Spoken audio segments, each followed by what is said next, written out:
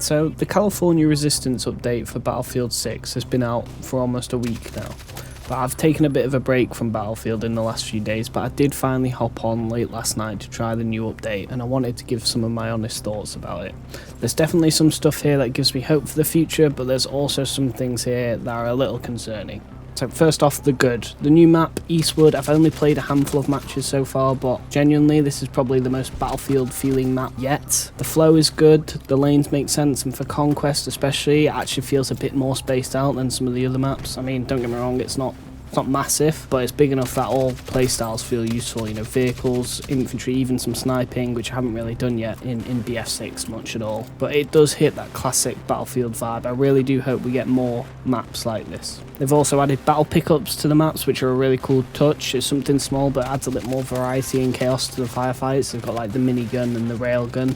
They're a bit weird to use and they look a bit wacky, but you know, it's fun at the end of the day. There are a couple issues though with Eastwood. The height ceiling on this map is pretty low. Helicopters basically can't maneuver. You're constantly hitting the sort of invisible sky limit, which just doesn't feel good.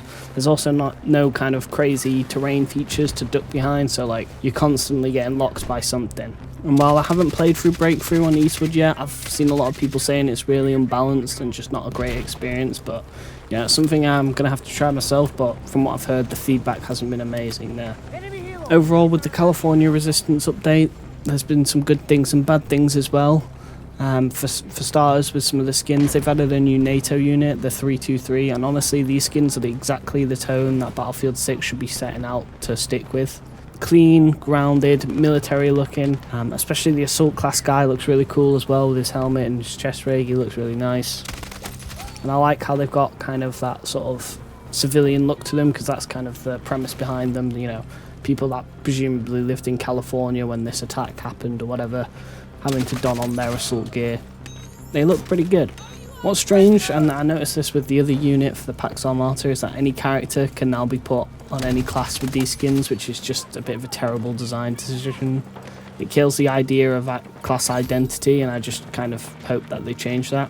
The other big issue surrounding these skins is the price. The whole bundle is almost £20 for 4 skins and some random filler items like decals and emblems. Like, I've already paid £60 for the game, or in my case, I paid £90 because I bought the Phantom Edition, so yeah, it's hard not to feel like an idiot when I'm spending an extra 20 quid on these skins. And it's a bit annoying because it feels like they know what the community wants. They want this grounded milsim style look, and they're essentially putting that stuff behind extra paywalls. Like when we compare it to the other unit that was added recently for the Pax Armata, the one that's in the Battle Pass, I mean, that one's not awful, but it's definitely not as grounded or cool looking or milsim-y looking as the NATO skins. They're just kind of mid.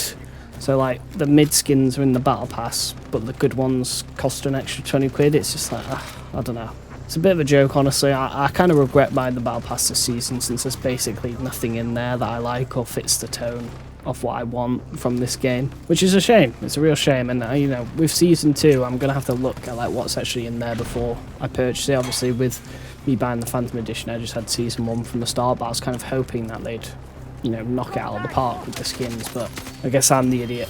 Another small thing that's really starting to bug me is the main menu. It's getting so bloated. These massive tile menus make it look like Netflix or Hulu, and it's just far too much. It doesn't help that they keep adding like extra game modes, especially ones that don't necessarily feel like Battlefieldy in respects, like Sabotage and the other one, Strike Point or whatever. Like, all this is just contributing to this menu bloat, and all these extra tiles, like they just need to like redesign that area because it's just not great. And for God's sake, please give us like a clear new item indicator, because I'm sick of seeing all these little dots on all my weapons. But yeah, the new weapons in the California Resistance update as well seem pretty good. I haven't used too many of them, but you know, that's something I'm going to be doing as I play more. But yeah, looking ahead, what's left in Season 1, we've got the Winter Offensive update on December 9th. That doesn't look particularly interesting. It doesn't look like there's loads of content in there. But hopefully Season 2 and beyond next year will start pushing the game forward a bit more. I mean, on the bigger picture, there's genuinely some promising stuff happening around BF6. It's been reported that it's the best-selling game of 2025 so far, both on Xbox and PC, and it's just second on PlayStation behind NBA 2K, which, to be fair, I didn't even know sold that well, but fair enough. It was also reported that it had the biggest single month of sales since Modern Warfare 2 back in 2023, and it's already outsold Battlefield 1's entire lifetime numbers in just this month alone, as in the launch month, so October, which is kind of crazy, and that kind of blows my mind because BF1 was such a highly regarded game. I also saw on Twitter the other day that ex-DICE developers are coming back to work on Battlefield, which is honestly great to see. You don't get that return to a project unless it's heading in the right direction. Maybe some things have changed internally that have led that to happen, which is, that's a good sign from the outside. Maybe potentially under Vince Zampella's leadership, like the franchise is looking up, which I'm really praying it is. So yeah. And then there's obviously RedSec, which is the Battlefield Royale mode or Battle Royale mode that launched a few weeks ago. It hasn't created as many waves in the gaming space as I thought it would.